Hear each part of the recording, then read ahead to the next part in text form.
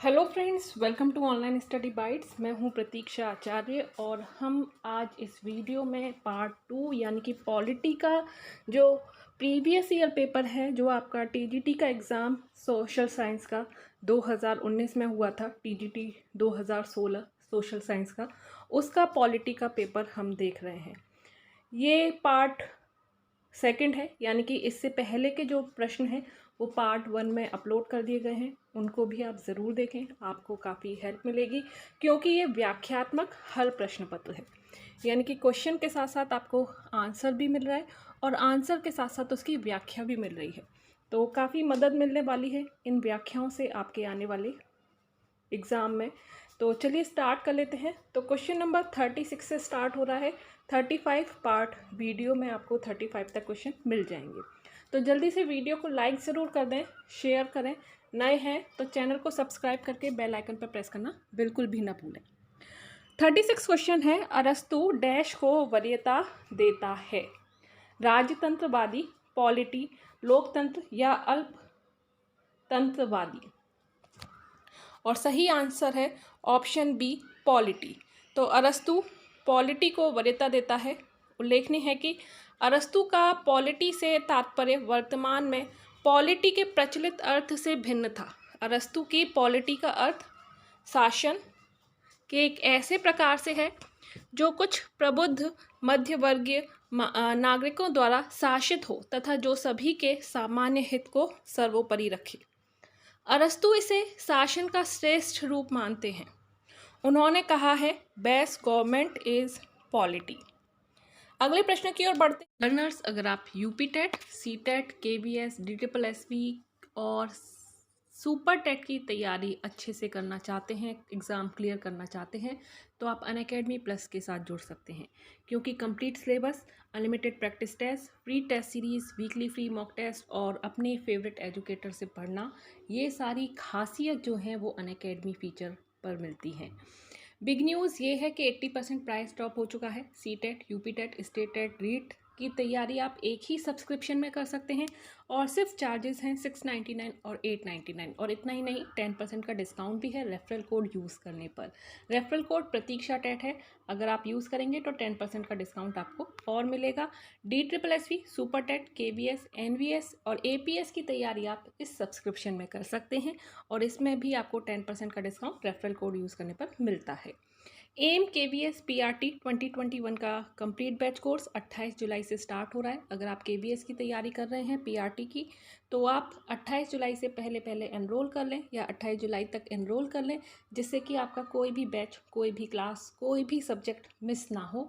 सारी प्रिपरेशन आपके top educators के द्वारा करवाई जा रही है। और रेफरल कोड ज़रूर ध्यान रखें, प्रतीक्षा टेट। इसके अलावा मेरी फ्री लाइव क्लासेस भी अनअकैडमी पर चलती हैं, 3 बजे, 6 बजे और 10 बजे, तो आप उनको भी ज्वाइन करें और इनका भी लिंक आपको डिस्क्रिप्शन में मिल जाएगा। लिंक जो है डिस्क्रिप्शन में है कोर्सेज़ का और मेरी फ्री लाइव क्लास का, एक बार ज़रूर देखें और अनलॉक कर सकते हैं फ्री लाइव क्लास को रेफरल कोड यूज़ करके। प्रतीक्षा टेट बिल्कुल फ्री है और जब भी सब्सक्रिप्शन लें तो रेफरल कोड डालना ना भूलें। है, निम्नलिखित में से नेताओं का कौन सा समूह गुट निरपेक्ष आंदोलन के लिए जिम्मेदार है? ABCD 4 ऑप्शन है, तो कौन सा गुट है जो कि निरपेक्ष आंदोलन के लिए जिम्मेदार है? और सही आंसर है इसका ऑप्शन सी, नेहरू, नासर और टीटो। तो गुट निरपेक्ष आंदोलन की स्थापना 1961 में भारतीय प्रधानमंत्री पंडित जवाहरलाल नेहरू, मिस्र के राष्ट्रपति नासिर तथा यूगोस्लाविया के राष्ट्रपति जोसेफ बोन्स टीटो के विशेष प्रयास से हुआ था। यह एक अंतर्राष्ट्रीय संगठन है। इसका गठन शीत युद्ध के उस दौर से हुआ जब विश्व के अधिकांश देश संयुक्त राज्य अमेरिका तथा सोवियत रूस के 2 खेमे में बटा हुआ था। इस संगठन के सदस्यों ने किसी गुट में शामिल न होकर स्वयं को तटस्थ रखा। अगला प्रश्न है, पहचाने कि कौन सा एक स्थानीय स्वशासन सरकार का कार्य नहीं है?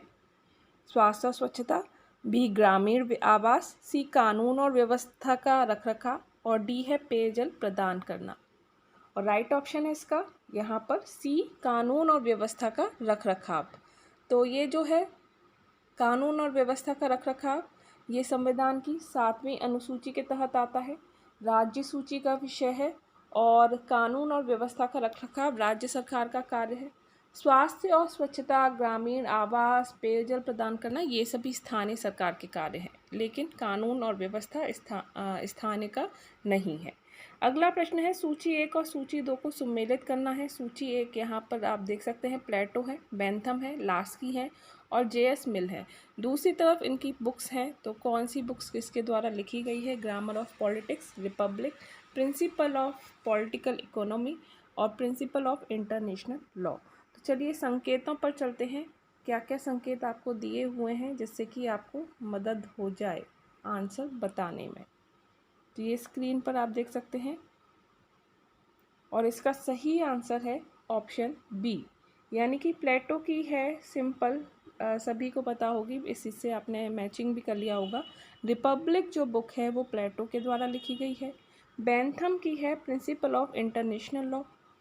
लास्की की है ग्रामर ऑफ पॉलिटिक्स और जे.एस. मिल के द्वारा है प्रिंसिपल ऑफ पॉलिटिकल इकोनॉमी। चलिए अगले प्रश्न की ओर बढ़ते हैं।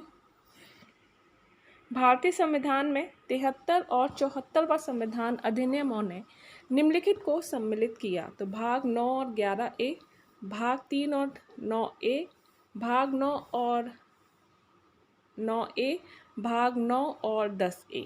तो 73वां और 74वां जो संविधान है वो पंचायत और नगर पालिका से संबंधित है।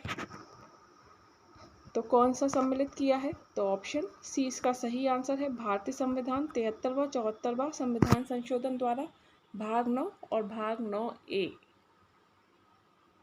शामिल किया गया है। भाग 9 के तहत अनुच्छेद 343 ड से 343 क से 343 ड़ तक पंचायतों के बारे में प्रावधान किया गया है।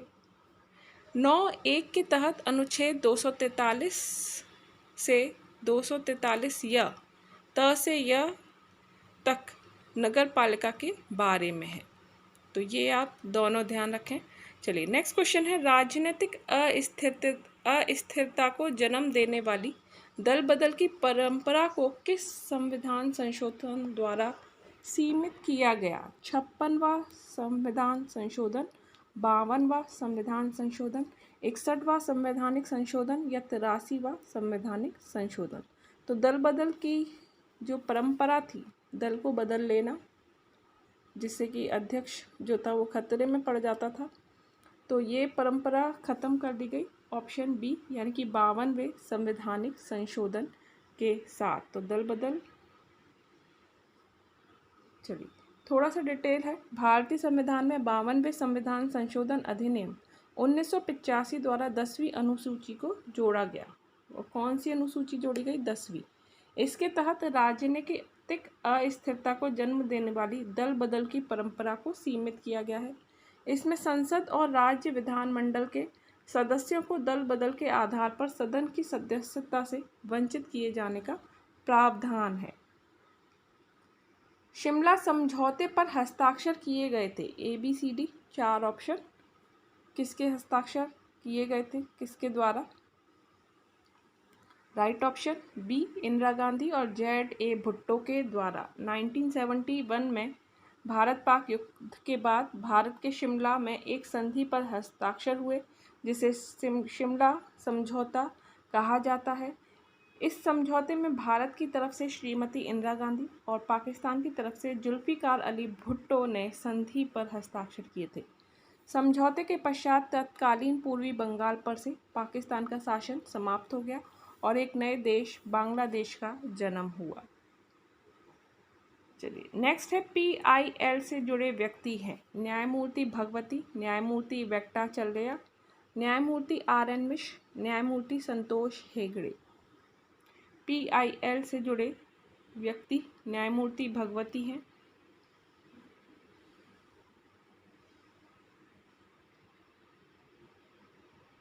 तो ये PN भगवती इनका पूरा नाम है। पब्लिक इंटरेस्ट लिटिगेशन PIL की फुल फॉर्म है। उल्लेखनीय है कि भारत में PIL अथवा जनहित याचिका के जन्मदाता न्यायमूर्ति PN भगवती तथा न्यायमूर्ति श्री कृष्ण अय्यर साहब को माना जाता है और इस याचिका के तहत किसी व्यक्ति के किसी संवैधानिक या विधिक अधिकार का उल्लंघन होने पर जनहित से प्रेरित कोई भी व्यक्तिवाद ला सकता है, उसका वाद से जुड़ा होना आवश्यक नहीं होता है। तो PIL दायर करते हैं अगर कोई चीज़ गलत लगती है तो। चलिए नेक्स्ट क्वेश्चन की ओर बढ़ते हैं। 45 निम्नलिखित में से किसमें गांधी जी ने पहली बार हथियार के रूप में भूख हड़ताल का इस्तेमाल किया था? असहयोग आंदोलन, रॉलेट एक्ट, अहमदाबाद कारखाने की हड़ताल या बारदौली सत्याग्रह।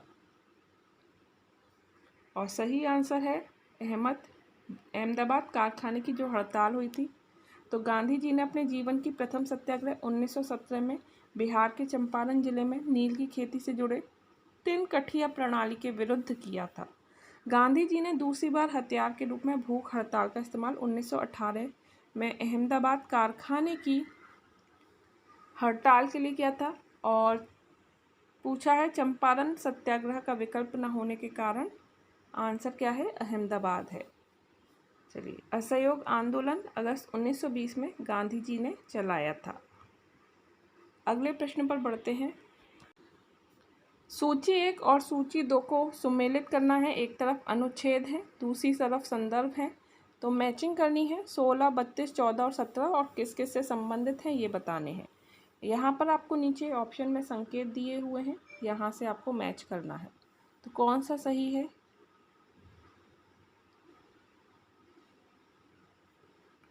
चलिए तो सही आंसर है, अब आप देखोगे आसान है। अगर 17 का पता है अस्पृश्यता का नियम, तो यहाँ पर 4 में C आ रहा है, यानी कि A और B में से कोई एक हो सकता है। अब इसके बाद दूसरे पे पहुँचेंगे तो यहाँ पर हमारा सही आंसर हो जाएगा ऑप्शन A, यानी कि 16 जो है सार्वजनिक रोजगार में समान अवसर है, 32 जो है संवैधानिक उपचार से है, 14 जो है कानून के समक्ष समानता का अधिकार और 17 अस्पृश्यता का अपराध है। ये है मैचिंग। नेक्स्ट है केंद्र सरकार किसकी सिफारिशों के आधार पर भारत की सिंचित निधि से राज्यों को अनुदान देता है? नीति आयोग, वित्त आयोग, लोक लेखा समिति या राज्य सरकार का प्रतिनिधि मंडल। और सही जवाब इसका ऑप्शन B है, वित्त आयोग। तो संविधान के अनुच्छेद 275 के तहत केंद्र द्वारा राज्यों को अनुदान दिए जाने का प्रावधान किया गया है। नेक्स्ट क्वेश्चन की ओर बढ़ते हैं। भारत में न्यायिक समीक्षा की शक्ति का उपभोग करता है? अकेले सुप्रीम कोर्ट, अकेले उच्च न्यायालय, सभी न्यायालयों द्वारा या उच्च न्यायालय और सुप्रीम कोर्ट। और सही जवाब है ऑप्शन D, उच्च न्यायालय और सुप्रीम कोर्ट की शक्ति प्रयोग उच्चतम न्यायालय तथा उच्च न्यायालय दोनों द्वारा किया जाता है। संविधान के अनुच्छेद 32 के अंतर्गत उच्चतम न्यायालय के तथा अनुच्छेद 226 के अंतर्गत उच्च न्यायालयों को न्यायिक समीक्षा या न्यायिक पुनरावलोकन की शक्ति प्राप्त है। इस शक्ति के तहत न्यायालय विधायिका और कार्यपालिका के कार्यों की समीक्षा कर उसे संवैधानिक या असंवैधानिक घोषित करता है। अगले प्रश्न पर चलते हैं। यूनेस्को का मुख्यालय कहाँ है? यूनेस्को का मुख्यालय बताना है। पेरिस, न्यूयॉर्क, लंदन या रोम। और सही आंसर है ऑप्शन A, पेरिस। यूनेस्को यानी कि United Nation Educational, Scientific and Cultural Organisation संयुक्त राष्ट्र संघ का एक घटक निकाय है। इसका मुख्यालय पेरिस जो कि फ्रांस में स्थित है। इसकी स्थापना 16 नवंबर 1945 को हुई थी। इसका प्रमुख कार्य शिक्षा, संस्कृति और विज्ञान की सहायता से अंतर्राष्ट्रीय शांति और विकास को बढ़ावा देना है। नेक्स्ट क्वेश्चन की ओर चलते हैं और ये भी एक बार मैचिंग फिर से आ गई है। मैचिंग करनी है, सूची 1 और सूची 2 को मिलाना है। निषेध, उत्प्रेक्षण, लेख, परमादेश, बंदी, प्रत्यक्षीकरण, ये सूची 1 है। और B सूची 2 में है। आपको सशरीर प्रस्तुत होना पड़ सकता है। हम आदेश देते हैं प्रमाणित होने के लिए या स्थगन आदेश। सही मैचिंग करनी है। और सही मैचिंग में सही आंसर ऑप्शन A, DCBA यानी कि निषेध, स्थगन आदेश, उत्प्रेक्षण लेख प्रमाणित होने के लिए परमादेश हम आदेश देते हैं और बंदी प्रत्यक्षीकरण होता है, आपको सशरीर प्रस्तुत होना पड़ सकता है। मिलान का, तो यहाँ अनुच्छेद है और दूसरी तरफ सूची 2 मिलाना है, सही संकेतों का उत्तर देना है। तो यहाँ पर थोड़ी सी गड़बड़ी है, अनुच्छेद 352 होना चाहिए और अनुच्छेद 358 आई थिंक, ये यहाँ पर थोड़ी गड़बड़ी है, 356 और 352। चलिए, तो ये 356 352 है और इसका यहाँ पर गड़बड़ी है क्वेश्चन में, तो ये सही आंसर मैं आपको बता देती हूँ। अनुच्छेद 356 जो है राज्य आपात या राष्ट्रीय आपात शासन से संबंधित है, ऑप्शन बी इसका यहाँ पर सही बताया हुआ है। तो 352 राष्ट्रीय आपातकाल है, 360 वित्तीय आपातकाल है और 315 संघ लोक सेवा आयोग। तो ये जो अनुच्छेद हैं ये सही है, यहाँ पर कुछ गड़बड़ी है, तो ये ही आप ध्यान रखिए। इसको अभी हम यहाँ पर यहीं पर रोकते हैं, ठीक है। तो कुछ गड़बड़ी क्वेश्चन में। चलिए नेक्स्ट क्वेश्चन की ओर बढ़ते हैं, फिर इसको और क्लियर कर लीजिएगा आप लोग। हमारे संविधान में प्रीवी धर्म और विशेषाधिकारों का उन्मूलन डैश के द्वारा किया गया था। 26वें संशोधन, 28वें संशोधन, 31वें संशोधन या 32वें संशोधन। और ऑप्शन ए 26वें संशोधन सही आंसर। हमारे संविधान में प्रीवी पर्स और देसी राज्यों के शासकों के विशेषाधिकारों का उन्मूलन करने के लिए 26वां संविधान संशोधन अधिनियम 1971 पारित किया गया था। इसके तहत अनुच्छेद 291 और 362 को समाप्त किया और जबकि 363 को जोड़ा गया था। अगला प्रश्न है, निम्नलिखित में से कौन से रूसों के जनरल बिल की विशेषताएं थीं? ABCD 4 option. यह आंतरिक इच्छा की अभिव्यक्ति, यह हर व्यक्ति की सबसे अच्छी इच्छा, यह स्थायी है या यह व्यक्तिगत है। मिसप्रिंट है, यहाँ पर कुछ मिसप्रिंट है, यहाँ पर ये 1 और 2 हो सकता है, ये 1 और 2 हो सकता है, 2 4 3, 1 2 3 या 1 3 4। इसको बस 1 और 2 ही समझिए या 1 और 4 समझिए, 1 2 और 4 समझिए। चलिए सही आंसर है 1 2 3, 1 2 3 सही है। सामान्य इच्छा जनरल बिल, यह आंतरिक इच्छा की अभिव्यक्ति है, यह हर व्यक्ति की सबसे अच्छी इच्छा है और यह स्थायी है।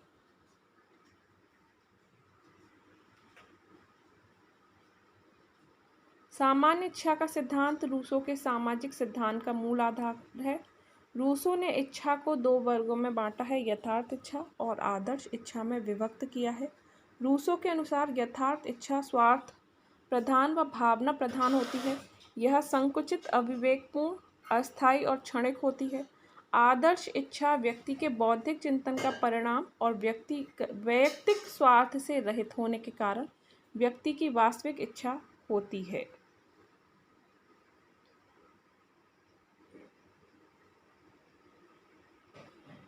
चलिए नेक्स्ट क्वेश्चन की ओर बढ़ते हैं। संसदीय सरकार के तहत राज्य का प्रधान होता है अनुवांशिक व्यक्ति, निर्वाचित प्रतिनिधि, मनोनीत व्यक्ति या संवैधानिक प्रधान।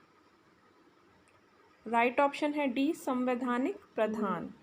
संसदीय सरकार के तहत राज्य का प्रधान संवैधानिक प्रधान होता है। यदि राज्य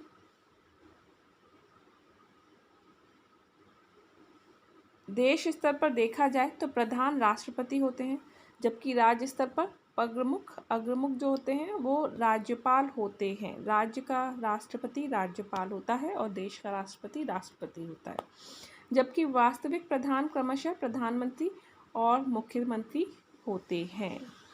तो इस आयोग ने इस प्रश्न के उत्तर को बी माना है, निर्वाचित प्रतिनिधि। नेक्स्ट है राजनीतिक विचारक जिन्होंने पहली बार समकालीन विश्व में राज्य शब्द का प्रयोग किया। मैकियावेली, TH ग्रीन, प्लेटो या रूस। और सही आंसर है मैकियावेली। 1532 में प्रकाशित अपनी प्रसिद्ध पुस्तक द प्रिंस में उन्होंने स्टेटो शब्द का प्रयोग भू क्षेत्रीय संप्रभु सरकार का वर्णन करने के लिए किया था। जब भारतीय संविधान तैयार किया गया तब संविधान की प्रस्तावना में भारत को क्या कहा गया? ऑप्शन ए है संघीय लोकतांत्रिक गणराज्य, संप्रभु लोकतांत्रिक गणराज्य भी है लेकिन वो नेक्स्ट पेज पे है। तो इन्हीं दो में से आपको मैंने 50-50 वाली लाइफ लाइन प्रोवाइड करा दी है। तो कौन सा सही आंसर है ए और बी में से? तो सही आंसर है बी, संप्रभु लोकतांत्रिक गणराज्य। चलो नेक्स्ट क्वेश्चन की ओर बढ़ते हैं। तो जब संविधान तैयार किया गया था तब उसकी प्रस्तावना में भारत को संप्रभु लोकतांत्रिक और गणराज्य कहा गया था। बाद में 42वें संविधान संशोधन अधिनियम 1976 द्वारा उसमें पंथ निरपेक्ष और समाजवादी शब्द को भी जोड़ा गया। अतः वर्तमान में भारत एक संप्रभु संपन्न समाजवादी पंथ निरपेक्ष लोकतांत्रिक गणराज्य है।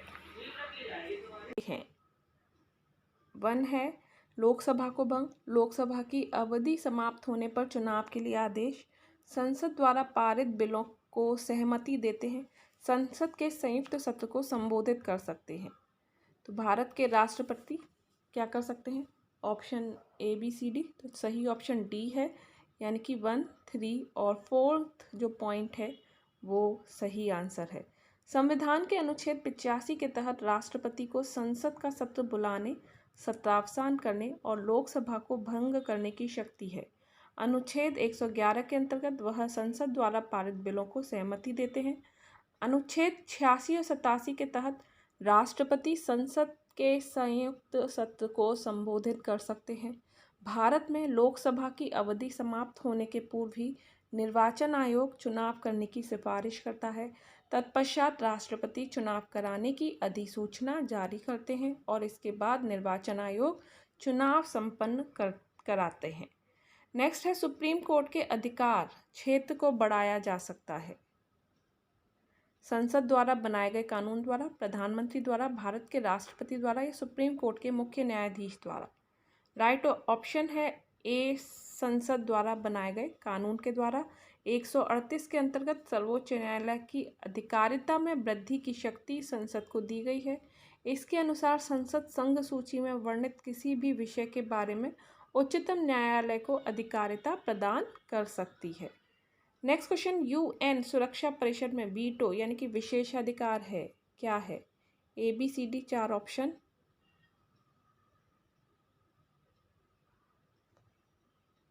और सही आंसर है ऑप्शन डी, सुरक्षा परिषद के स्थायी सदस्यों द्वारा नकारात्मक वोट की कार्य प्रणाली। वीटो एक लैटिन शब्द है जिसका अर्थ है मैं निषेध करता हूँ, अतः यह एक निषेधात्मक विशेषाधिकार है।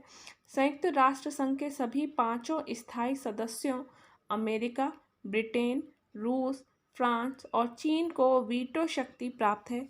जिन देशों को यह विशेषाधिकार प्राप्त है वह किसी भी प्रस्ताव को रोक सकते हैं, चाहे उसके पक्ष में कितने भी वोट पड़े हों। संयुक्त राष्ट्र संघ में वीटो सुरक्षा परिषद के स्थायी सदस्यों द्वारा नकारात्मक वोट की कार्य प्रणाली है।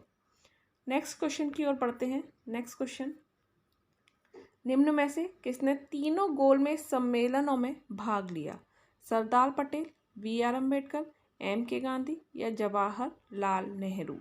और तीनों गोलमेज सम्मेलनों में बी आर अम्बेडकर जी के द्वारा भाग लिया गया था। 1930 से 1932 के मध्य भारत में संवैधानिक सुधारों के बारे में साइमन कमीशन द्वारा प्रस्तुत रिपोर्ट पर विचार करने के लिए लंदन में 3 गोलमेज सम्मेलनों क्रमशः आयोजित किए गए और डॉक्टर भीमराव अंबेडकर ने इन तीनों सम्मेलनों में भाग लिया था, जबकि सिर्फ महात्मा गांधी ने सिर्फ दूसरे सम्मेलन में कांग्रेस की ओर से भाग लिया था जिसमें इरविन समझौता हुआ था।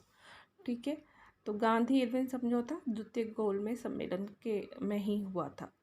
नेक्स्ट है, बैठक हेतु विधानसभा के लिए गण पूर्ति होगी, तो कोरम बताना है, कितना कोरम होना चाहिए बैठक हेतु विधानसभा के लिए? कोरम सदन की कुल ताकत का आधा हिस्सा, सदन के कुल सदस्यों में से 2/3, सदन के कुल सदस्यों में से 1/10 या 10 सदस्य। तो कोई भी बैठक हो, कोरम की संख्या सेम ही रहती है, 1/10 भाग होना ज़रूरी है, किंतु यह संख्या 10 से कम नहीं होनी चाहिए। दूसरे शब्दों में विधानसभा की गणपूर्ति के लिए सदस्यों की संख्या कुल सदस्य संख्या का 1/10 भाग या 10 में से अधिक हो। आवश्यक जो भी होता है वही कोरम बन जाता है। क्लियर। और कौन सा अनुच्छेद है? 189 के तहत। वित्तीय आपातकाल के दौरान राष्ट्रपति कर सकते हैं ABCD, 4 ऑप्शन स्क्रीन पर। क्या कर सकते हैं वित्तीय आपातकाल के दौरान? तो ऑप्शन बी, न्यायाधीशों सहित सिविल सेवकों के वेतन को कम कर सकते हैं। 360 के अंतर्गत वित्तीय आपात का प्रावधान है। इसके अनुसार वित्तीय आपात के दौरान राष्ट्रपति संघ और राज्यों की सेवाओं के सदस्यों तथा उच्च न्यायालय और उच्चतम न्यायालय के न्यायाधीशों के वेतन में कमी करने का निर्देश दे सकते हैं। नेक्स्ट है, संविधान का अनुच्छेद 370 संबंध रखता है ABCD किससे है? 370 आसान सा प्रश्न, सभी को पता है अब तो। जम्मू कश्मीर के विशेष दर्जे से। तो जो दर्जा दिया गया था 370 वो समाप्त कर दिया गया है। नेक्स्ट क्वेश्चन की ओर बढ़ें। तो यहाँ पर हमारे जो प्रश्न हैं वो समाप्त होते हैं और उम्मीद करती हूँ आपको ये क्वेश्चंस अच्छे लगे हों और आपको काफ़ी हेल्प मिले आपके आने वाले एग्ज़ाम में। तो प्लीज़ वीडियो को लाइक ज़रूर करना, शेयर करना। कहीं कोई डाउट है तो आप कमेंट में लिख सकते हैं, उस पर चर्चा की जाएगी। और अगर आपको लगता है किसी प्रश्न का क्वेश्चन गलत है या उत्तर कुछ और होना चाहिए तो आप कमेंट में लिखकर ज़रूर बताएं। अभी के लिए इतना ही। Bye bye, take care and thanks for watching.